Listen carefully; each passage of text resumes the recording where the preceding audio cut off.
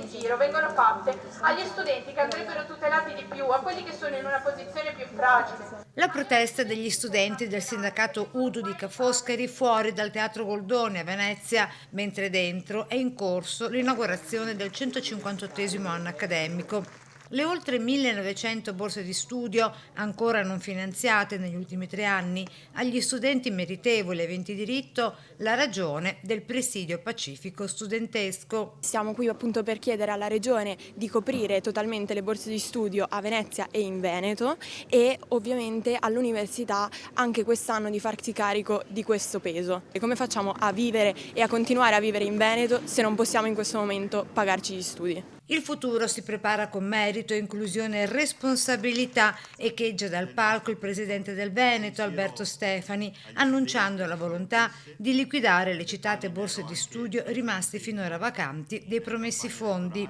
Abbiamo messo a disposizione più di 10 milioni di euro che ovviamente nel corso del tempo sono stati in parte utilizzati, in parte saranno utilizzati prossimamente e ovviamente sono destinati agli idonei che non hanno ancora beneficiato della borsa di studio.